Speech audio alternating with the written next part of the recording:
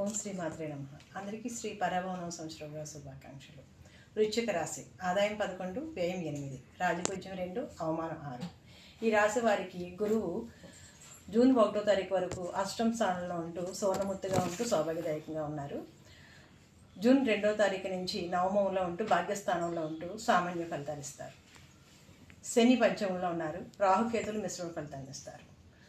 గురువు అష్టమ స్థానంలో ఉన్నప్పటికీ కూడా జూన్ 1 వరకు సువర్ణమూర్తిగా ఉండటం వలన బాగా లాభాలు మాత్రం ఉంటాయి. అంటే ధనవృద్ధి, ఆయుర్వృద్ధి ఇదంతా కూడా ఉంటుంది.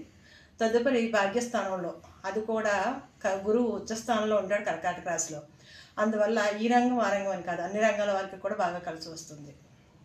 శని పంచమ స్థానంలో ఉండటం వల్ల ఏంటంటే క్రమశిక్షణతో కూడిన జీవితం అయితే బాగా మెండుగా కలిసి వస్తుంది.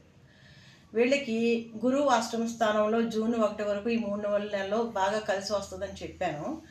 ఆరోగ్య విషయం పట్ల మాత్రం కొంచెం శ్రద్ధ వహించాలి.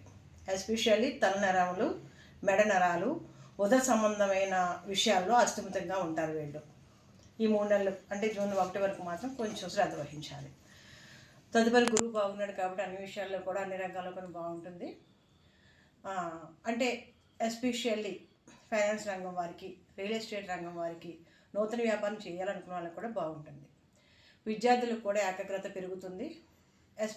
ఉద్యోగాలు రావాలనుకున్న వాళ్ళకి, ఎలక్ట్రిక్ ఇంజనీరింగ్, సాంకేతిక రంగంలో ఉన్న వాళ్ళకి నూతన ఉద్యోగ అవకాశాలు రావడం, ఉన్న ఉద్యోగాల్లో ఉన్న ప్రమోషన్స్ రావడం కూడా ఈ సంవత్సరం ఉంటుంది.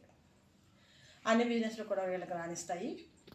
ఈ సంవత్సరం వివాహం కాని వారికి వివాహ యోగ్యత కూడా ఉంది. అన్ని రంగాల్లో కూడా అన్ని రకాలకు కూడా వృశ్చిక రాశి వాళ్ళకి చాలా మెండుగా ఉంది. ఈ సంవత్సరం మళ్ళీ డిసెంబర్ నుంచి మళ్ళీ శని వక్రీకరిస్తాడు కాబట్టి కొంచెం క్రమశిక్షణతో కూడి జీవితం ఉంటే కనుక ఇంకా మెండుగా ఉంటుంది. ఇది మాత్రం మీరు చూసుకోవాలి. మీకు రుద్రాభిషేకం చేయడం, శివారాధన చేయడం, వెంకటేశ్వర స్వామిని ఆరాధించడం, గురువుల్ని ఎక్కువగా నమ్మటం వలన వీరికి ఈ జీవితం ఇంకా మెండుగా బాగుంటుంది.